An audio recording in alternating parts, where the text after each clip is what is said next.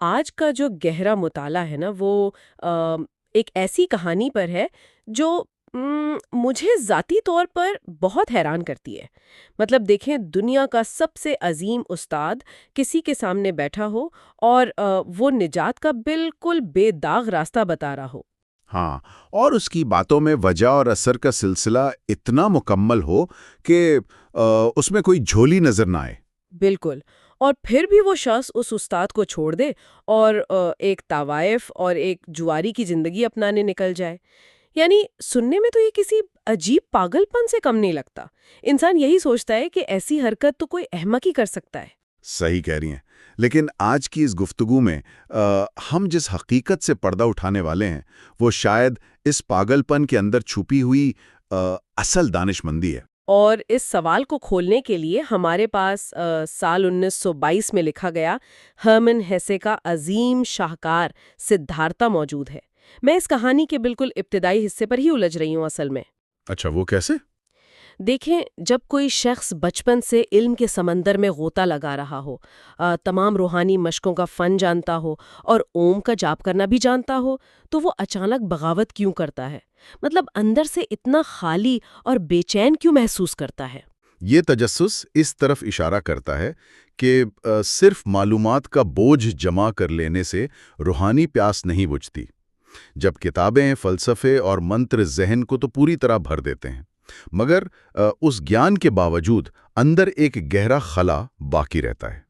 تو اس کا مقصد یہی ڈھونڈنا ہے نا کہ کیا واقعی دانشمندی یا وزڈم کسی استاد سے سیکھی جا سکتی ہے؟ ایگزیکٹلی۔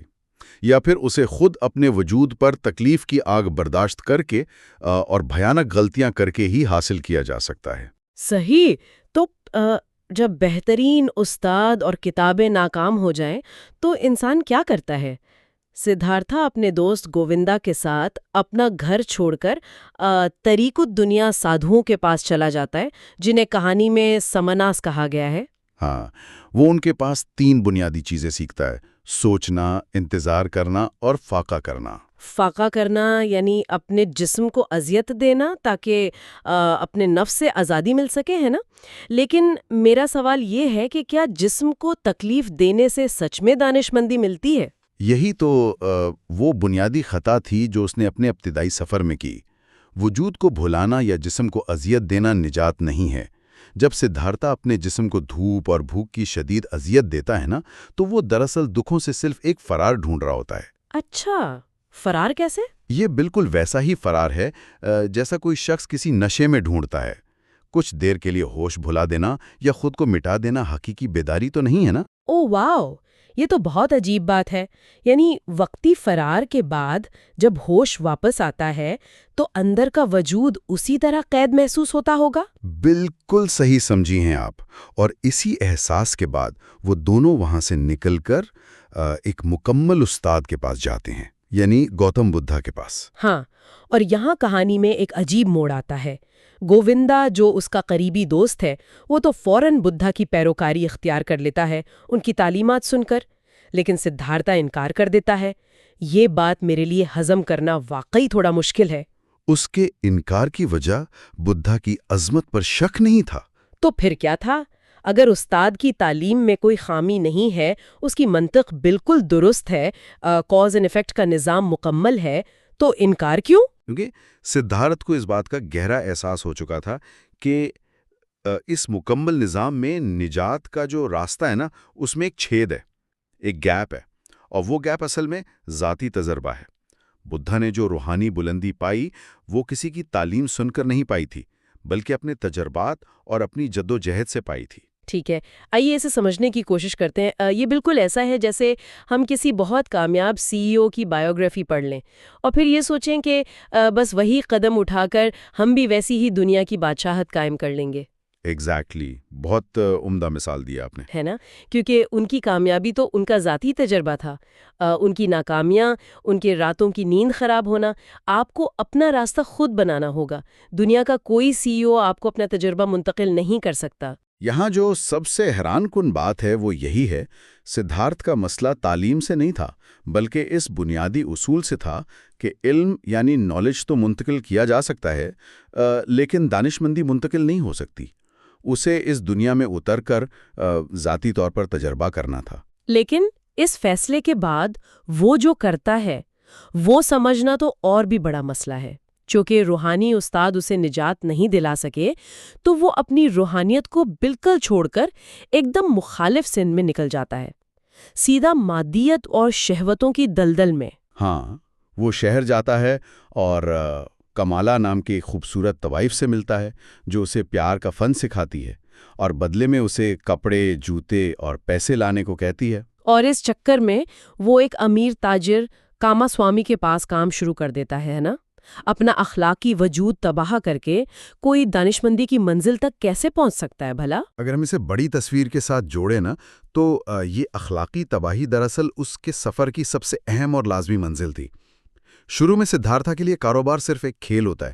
اس کے پاس سامانہ والی طاقت تھی، فاقہ کرنا، انتظار کرنا، سوچنا، اس لیے کاروباری نقصانوں سے پریشان نہیں کرتا تھا۔ یہاں ایک اور انالوجی دماغ میں آ رہی ہے میرے۔ یہ تو وہی بات ہوئی کہ ایک سادہ مزاج یا منیملسٹ شخص کسی بڑی کارپوریٹ کمپنی میں جاب شروع کرے، یہ سوچ کر کہ وہ اس مٹیریلسٹک ریس میں شامل نہیں ہوگا، بس اپنا کام کرے گا۔ ہاں، بالکل ویسے ہی۔ اور وہ اس کی بے نیازی ہوتی ہے شروع میں، لیکن وقت کے ساتھ آہستہ آہستہ اس کی لائف سٹائل ایسی بدلتی ہے کہ وہ اسی ریس میں پھنس جاتا ہے۔ سدھارتھا کے ساتھ بھی یہی ہوا نا۔ سالوں بعد وہ اس دلدل میں، جسے سنسارا کہا گیا ہے، پوری طرح دھنس جاتا ہے۔ بالکل، وہ لالچ کا شکار ہو جاتا ہے، اسے جوئے کی لت لگ جاتی ہے اور آہستہ آہستہ وہ خود سے نفرت کرنے لگتا ہے۔ وہ بالکل خود انہی لوگوں جیسا بن جاتا ہے جنہیں وہ کبھی حقارت سے دیکھتا تھا، اور یہ زوال اصل میں اس کے نفسیاتی طور پر ٹوٹنے کے لیے ضروری تھا تاکہ اس کا وہ روحانی غرور ختم ہو سکے۔ رائٹ، اس کا وہ تکبر ٹوٹنا ضروری تھا۔ اور پھر ایک رات وہ خواب دیکھتا ہے کہ کمالا کا گانے والا پرندہ پنجرے میں مر گیا ہے اور وہ اس مرے ہوئے پرندے کو باہر پھینک دیتا ہے۔ ہاں، اور اس خواب کے بعد اسے ایک شدید جھٹکا لگتا ہے کہ اس نے اپنے اندر کی آواز کو مادی دنیا میں قید کر کے مار دیا ہے۔ اس احساس کے بعد وہ سب کچھ چھوڑ کر وہاں سے نکل بھاگتا ہے۔ اور اس شدید مایوسی اور خود سے نفرت کے بوجھ تلے وہ موت کے کنارے پر لا کھڑا ہوتا ہے، دریا کے کنارے، جہاں اسے اپنا سب سے اصل استاد ملنے والا تھا، یعنی قدرت دریا کی شکل میں۔ وہ دریا میں ڈوب کر خودکشی کرنے کا ارادہ کرتا ہے، لیکن اچانک اس کے کانوں میں وہی قدیم لفظ اوم گونجتا ہے۔ یہ سنتے ہی وہ جیسے بیدار ہوتا ہے اور ایک گہری نیند میں چلا جاتا ہے۔ جب جاگتا ہے تو بالکل نیا انسان محسوس کرتا ہے۔ اور یہاں اس کی ملاقات ایک ملاح سے ہوتی ہے جس کا نام واسودیوا ہے نا؟ سدھارتھ اس کے ساتھ رہنے لگتا ہے اور دریا سے سیکھنا شروع کرتا ہے، لیکن ایک بے جان پانی کا دریا انسان کو کیا سکھا سکتا ہے؟ دریا اس لیے عظیم استاد بن جاتا ہے کیونکہ وہ الفاظ کا محتاج نہیں ہے۔ دریا اسے سب سے اہم سبق سکھاتا ہے، اور وہ یہ کہ وقت کا کوئی وجود نہیں ہے۔ Time is an illusion۔ Wait, وقت کا وجود نہیں ہے، اس کا مطلب کیا ہوا؟ دریا اپنے آغاز پر، چشمے کی صورت، آبشار پر اور سمندر میں جہاں وہ گرتا ہے، ہر جگہ ایک ہی وقت میں موجود ہوتا ہے۔ تو اس سب کا ہماری زندگی پر کیا اطلاق ہوتا ہے؟ اگر وقت ایک فریب ہے تو اس کا مطلب ہے کہ زندگی کوئی سیدھی لکیر نہیں ہے جو پیچھے چھوٹ گئی۔ یہ تو ایک مکمل تصویر کو ایک ساتھ دیکھنے جیسا ہوا، نہ کہ صرف برش کے ایک ایک سٹروک کو دیکھنا۔ ماضی، حال اور مستقبل سب ایک ساتھ ہو رہا ہے۔ ایگزیکٹلی، یہ آپ نے بہت خوبصورت مثال دی۔ جب وقت ایک فریب بن جاتا ہے تو ماضی کے گناہوں کا پچھتاوا اور مستقبل کا خوف مٹ جاتا ہے۔ گناہ کوئی ایسی آلودگی نہیں جسے مٹا کر روحانیت ملے، بلکہ روحانیت اس گناہ کے اندر ہی موجود ہوتی ہے۔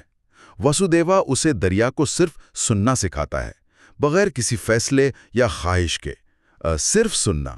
اچھا، اب جب سدھارتھ کو یہ سب سمجھ آ گیا اور دریا سے اس نے بالکل سکون پا لیا تو لگتا ہے کہانی یہاں ختم ہونی چاہیے تھی، لیکن زندگی اتنی آسان چھٹی کہاں دیتی ہے۔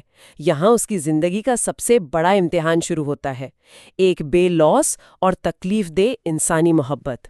ہاں، محبت جو انسان کو اندھا کر دیتی ہے۔ کملا بدھا کو ان کے آخری وقت میں دیکھنے نکلتی ہے، لیکن راستے میں اسے سانپ کاٹ لیتا ہے۔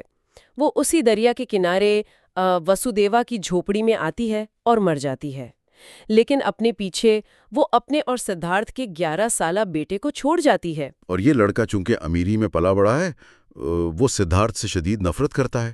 وہ بدتمیزی کرتا ہے، برتن توڑتا ہے اور کہتا ہے کہ وہ سدھارتھ جیسا غریب سادھو بننے کے بجائے ڈاکو یا قاتل بننا پسند کرے گا۔ دیکھیں، اس نے لالچ، جنسی خواہشات اور غرور پہ تو قابو پا لیا تھا، لیکن ایک باپ کی اندھی محبت اس کا آخری امتحان بن گئی۔ کیا یہ اس کی دانشمندی کی ناکامی تھی، یا ایک ایسی انسانی تکلیف جو اسے مکمل انسان بننے کے لیے برداشت کرنی ہی تھی؟ اصل میں محبت بھی تو سنسارا کا ہی حصہ ہے نا، بالکل۔ لیکن یہ ایک ضروری حصہ ہے۔ سدھارتھ کی خواہش ہوتی ہے کہ وہ کسی طرح اپنی محبت سے اپنے بیٹے کو ہر تکلیف اور دنیاوی غلطی سے بچا لے، مگر وسودیوا سمجھاتا ہے کہ لڑکے کو اپنا راستہ خود چننے دو۔ لیکن اس پر عمل کرنا ایک باپ کے لیے کتنا مشکل ہوگا، اپنے ہی بچے کو دکھ برداشت کرنے کے لیے اکیلا چھوڑ دینا۔ بالکل۔ اور آخرکار جب لڑکا پیسے چرا کر بھاگ جاتا ہے تو سدھارتھ کو احساس ہوتا ہے کہ جب اس نے خود اپنا گھر چھوڑا تھا تو اس کے باپ نے بھی یہی تکلیف برداشت کی ہوگی۔ کوئی بھی باپ اپنے تجربات سے اپنے بیٹے کو زندگی کی تکلیفوں سے نہیں بچا سکتا، تجربہ منتقل نہیں ہوتا۔ واو، یعنی وہ دریا والی بات یہاں دوبارہ گھوم کر آتی ہے، وقت گھوم کر اسی پوائنٹ پر آ گیا۔ تو ان دونوں تجربات سے گزرنے کے بعد انتہائی روحانی اور انتہائی دنیاوی سدھارتھ کا آخری نتیجہ کیا نکلا؟ کہانی کے آخر میں جب بڑھاپا آ چکا ہے تو واسودیوا مسکراتا ہوا جنگلوں میں چلا جاتا ہے، اور وہاں گووندا، جو ابھی تک کتابوں اور استادوں میں دانشمندی کی تلاش میں بھٹک رہا ہے، وہ دریا پر آتا ہے۔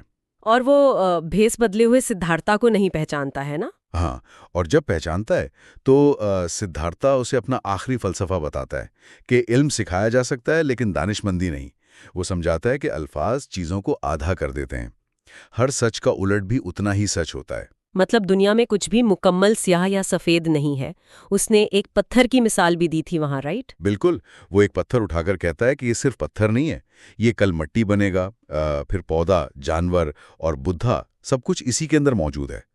کائنات کا ہر اسرار اس پتھر میں ہے۔ اور آخر میں سدھارتھا گووندا کو اپنے ماتھے پر بوسہ دینے کو کہتا ہے۔ اور یہ کوئی معمولی جذباتی بوسہ نہیں تھا۔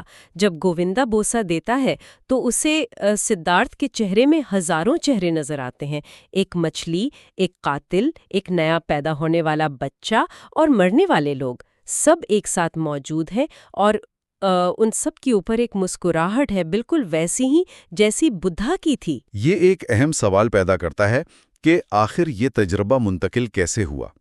وہ بوسہ دراصل وحدانیت کا بے زبان تسلیم کرنا تھا۔ یہ دکھاتا ہے کہ نروانا اور سنسارا، یعنی نجات اور دنیا، الگ الگ نہیں ہیں۔ گناہگار کے اندر ہی بدھا موجود ہے، دنیا ایک مکمل اکائی ہے۔ Here's where it gets really interesting.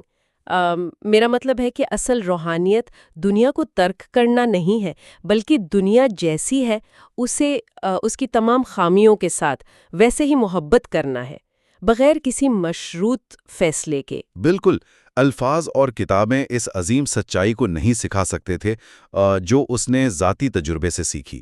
تو اگر ہم اس پوری گفتگو کو سمیٹیں، اکثر سیکھنے کی لگن رکھنے والے لوگ کسی پرفیکٹ کتاب یا پرفیکٹ استاد کی تلاش میں رہتے ہیں جو انہیں زندگی کے تمام جوابات دے دیں، لیکن یہ کہانی یاد دلاتی ہے کہ زندگی کے تضادات کو خود جینا پڑتا ہے۔